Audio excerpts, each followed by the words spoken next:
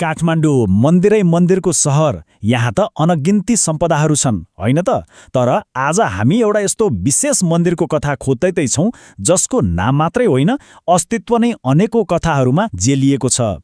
हो, हामी कुरा गर्दैछौँ नेपालको राजधानी काठमाडौँको, जहाँ हरेक गल्ली हरेक चोकमा आस्थाका प्रतीकहरू भेटिन्छन्।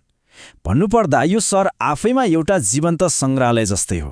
तर यो विशाल धार्मिक परिदृश्यको बीचमा एउटा यस्तो ठाउँ छ, कोटेश्वर, जहाँ पौराणिक कथाहरू, ऐतिहासिक तथ्यहरू अनि स्थानीय विश्वासहरू एक आपसमा यसरी गाँसिएका छन् नि कि कुन चाहिँ सत्य हो भनेर छुट्याउनै मुस्किल पर्छ।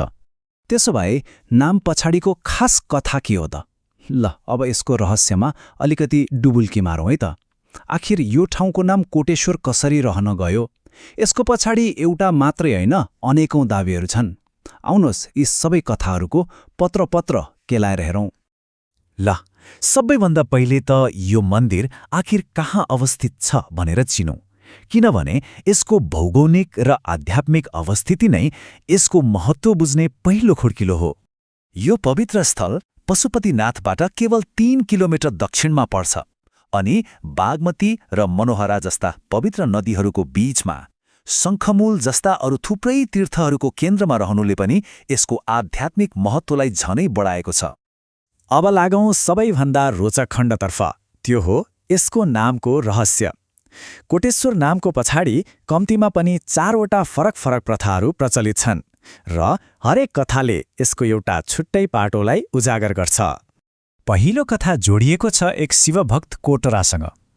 भनिन्छ उनको भक्तिबाट प्रसन्न भएर भगवान शिव आफै प्रकट हुनुभयो रे, अनि कोटेश्वरको रूपमा यहीँ विराजमान हुनुभयो। पछि यही कोटेश्वर शब्द अपभ्रंश भएर कोटेश्वर बन्यो भन्ने विश्वास छ।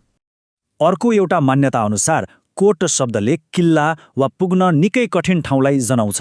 अब यो ठाउँ भने त्यस्तै दुर्गम भएकाले यहाँका देवतालाई कोट्टईश्वर अर्थात् किल्लाका स्वामी भनियो, जुन पछि गएर कोटेश्वर हुन पुग्यो। तेस्रो कथा त झन अलि ऐतिहासिक सुनिन्छ।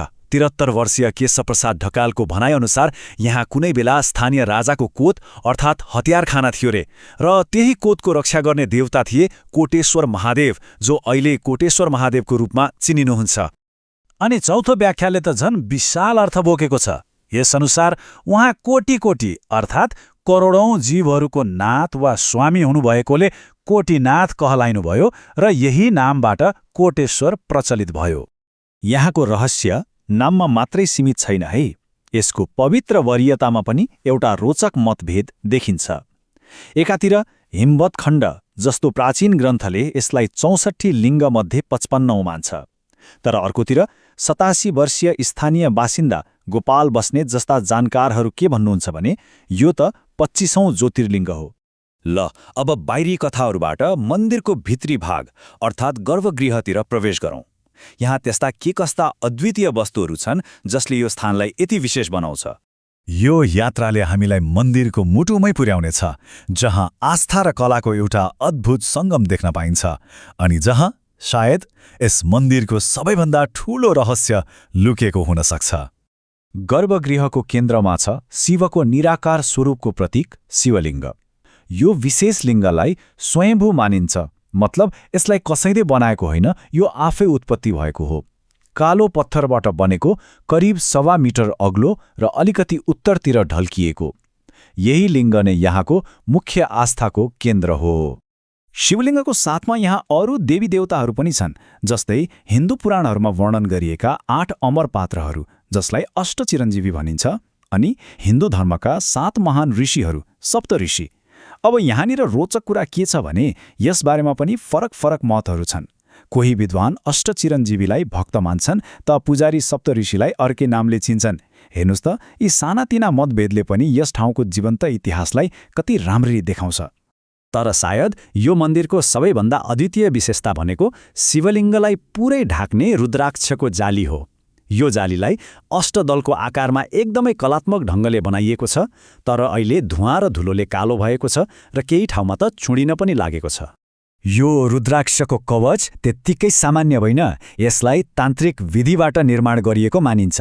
त्यसैले त प्राध्यापक मङ्गलराज जोशीले भन्नुभए झैँ नजान्ने व्यक्तिले यसलाई छुनु हुँदैन। यसको मतलब यसको मर्मत सम्भार गर्न पनि तन्त्रविद्या जान्ने विशेषज्ञ नै चाहिने रहेछ। कोटेश्वरको कथा पौराणिक कालमा मात्रै सीमित छैन, यसले आधुनिक समयमा पनि आफ्नो स्वरूप बदलेको छ, खास गरी प्रशासनिक रूपमा। कस्तो रोचक कुरा! कुनै बेला भक्तपुर जिल्लाको हिस्सा रहेको यो क्षेत्र विक्रम सम्वत 2026 अघि त ललितपुरमा पर्दो रहेछ। त्यसपछि बल्ल काठमाडौँ जिल्लामा गाभियो र वडा नम्बरहरू पनि परिवर्तन हुँदै हुँदै आज यो काठमाडौँ महानगरपालिकाको वडा नम्बर 32मा पर्दछ। यसले के देखाउँछ भने सम्पदा स्थिर हुँदैन, समयसँगै यसको प्रशासनिक पहिचान पनि बदलिरहन्छ। त्यसैले अन्तमा कोटेश्वर केवल ढुङ्गा, मूर्ति वा कथाहरूको सङ्ग्रह मात्रै होइन, यो त त्योभन्दा धेरै माथि छ। यो एउटा यस्तो जीवन्त कथा हो जहाँ फरक फरक विश्वास, ऐतिहासिक तथ्य र पुस्तान्तरण हुँदै आएका परम्पराहरू एकै ठाउँमा भेटिन्छन्। यसको वास्तविक सौन्दर्य कुनै एउटा कथामा होइन, बरु यी सबै कथाहरूको सङ्गममा लुकेको छ। यसले एउटा महत्त्वपूर्ण प्रश्न उब्जाउँछ। हामीले दैनिक जीवनमा सामान्य ठानेर हिँड्ने ठाउँहरूमा वास्तवमा इतिहास, संस्कृति र कथाहरूका कति तहहरू दबिएर बसेका होलान्? सायद अब अलि फरक नजरले हेर्ने बेला पो भयो कि?